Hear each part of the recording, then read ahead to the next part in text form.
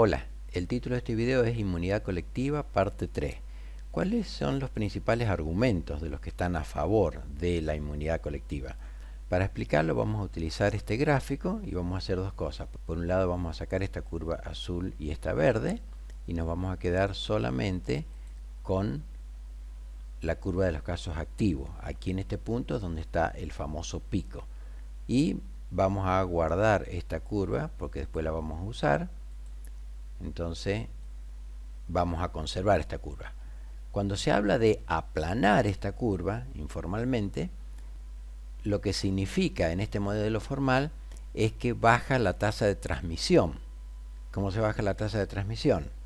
Bueno, con cuarentena rígida, uso de barbijo, lavado de manos, distanciamiento, todo lo que ya sabemos.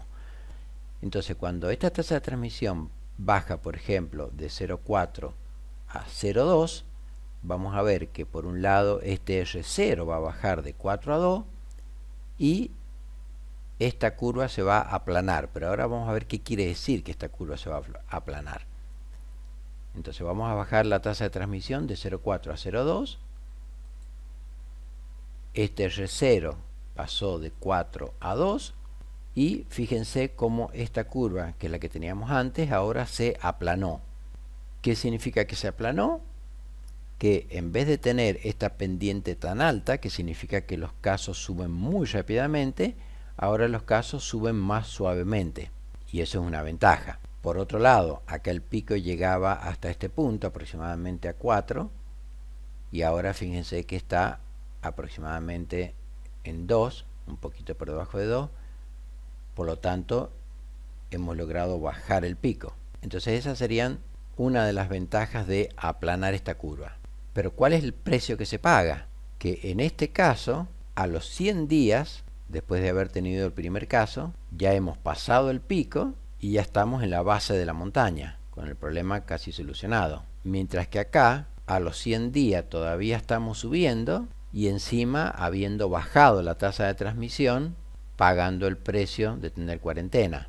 Es más, en Argentina, este R0 está por debajo de 2, por lo tanto esta curva se corre más a la derecha y entonces esta cuarentena se hace eterna, se hace demasiado larga, que es justamente lo que está ocurriendo en Argentina.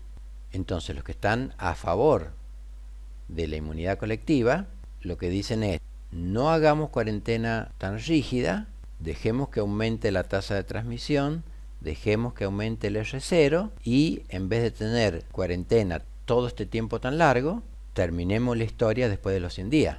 Y además, acá vamos a sufrir mucho, pero un tiempo que va desde aquí hasta aquí, un tiempo más corto.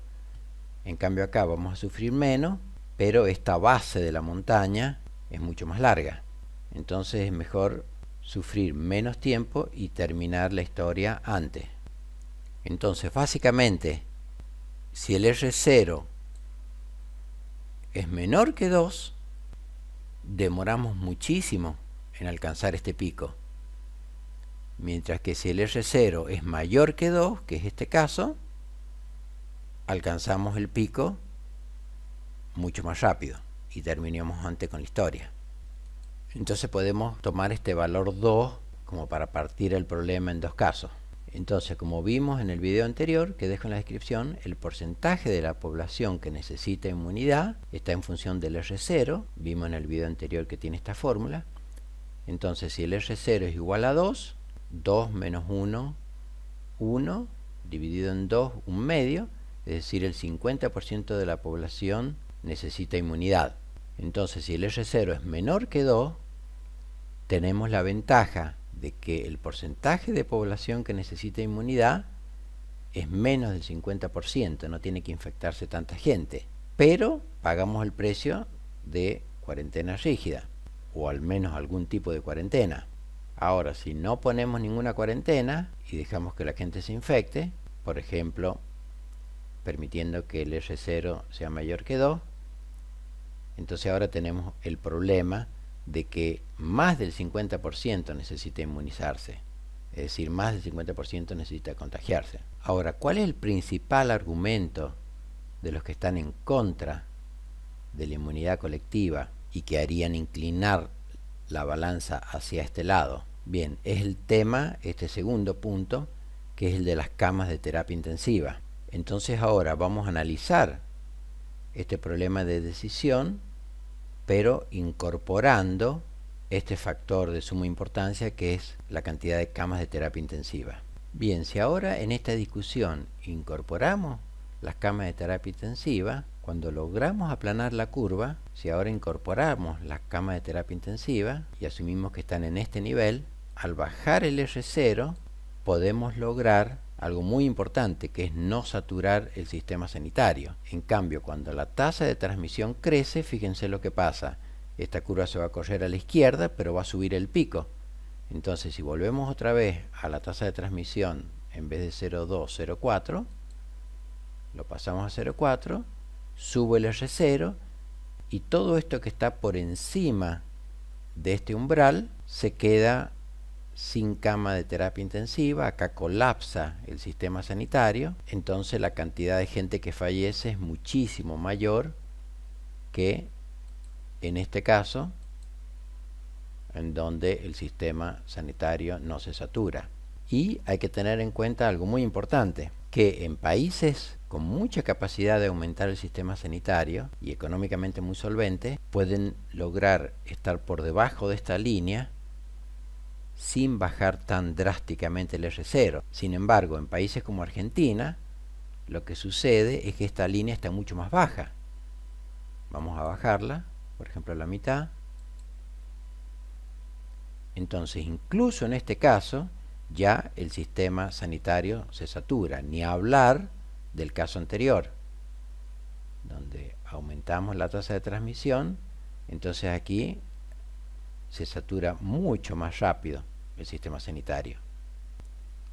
Y este problema, las camas de terapia intensiva, el sistema sanitario, es el principal argumento de los que están en contra de la inmunidad colectiva para inclinarse hacia este lado de la balanza. Este problema de saturación del sistema sanitario es lo que va a ocurrir en cualquier momento en el caso de Jujuy. Por ejemplo, el 18 de julio había 86 casos en un día y ayer, 9 de agosto, hay 245 casos nuevos. Es decir, pasó de 86 a 245 en mucho menos de un mes. Y la cifra total pasó de 793 a 3000 y pico. Entonces ahora van a ocurrir básicamente dos cosas. Se va a saturar el sistema sanitario en Jujuy y ya va a dejar de bajar la tasa de letalidad y en muy poco tiempo va a empezar a subir, que es lo que ya habíamos explicado en videos anteriores en junio. Estos videos se los dejo en la descripción, donde decíamos, va a bajar la tasa de letalidad, pero va a llegar a un punto en el que va a empezar a saturarse el sistema sanitario y a partir de ahí va a empezar a subir. Bueno, esto está a punto de ocurrir. ¿Y por qué acá utilizo esta fecha 18 de julio, donde los casos no eran tantos? Bueno, porque justamente el 19 de julio, un día después, es cuando yo grabé este video, en donde incluí explícitamente justamente el caso de Jujuy. Y este caso de Jujuy, que es donde seguro que va a colapsar el sistema sanitario, es el aprendizaje que debieran tener todas las demás provincias y comprender que en muy poco tiempo los casos pueden crecer muchísimo y el sistema sanitario puede colapsar. Bien, el otro problema con la inmunidad colectiva es el tema de los picos múltiples. Ese caso de los picos múltiples está explicado en esta conferencia que les dejo en la descripción, donde muestra el caso de Paraguay, por ejemplo, en donde esta curva amarilla de casos activos sube y baja, después vuelve a subir, vuelve a bajar, vuelve a subir, vuelve a bajar y vuelve a subir. Entonces acá vemos que no hay una garantía, por ejemplo, como el caso de Uruguay, que sube, alcanza un pico y después baja, sino que puede bajar y volver a subir. Entonces es otro problema de la inmunidad colectiva, que cuando creemos que ya estamos descendiendo de la montaña, no podemos quedarnos tranquilos porque puede volver a subir. Y por último está el problema de las mutaciones. Sobre esto hay mucha discusión. En la descripción les dejo información sobre este tema, pero básicamente el argumento de los que están en contra de la inmunidad colectiva es que no se conoce con suficiente detalle cómo muta el virus. Entonces, si no cortamos la transmisión, puede ocurrir que un porcentaje de la población adquiere inmunidad, pero solamente por un tiempo. Y después, por ejemplo, el año que viene, el virus muta y volvemos a tener el mismo problema. Entonces, si el virus muta, la inmunidad no nos garantiza que solucionamos el problema. Bien, en próximos videos vamos a retomar este primer punto, porcentaje de la población que necesita inmunidad, pero lo vamos a ver con un poco más de profundidad. Una vez que lo termine, se los voy a dejar por aquí. Gracias por la atención y nos vemos en el próximo video.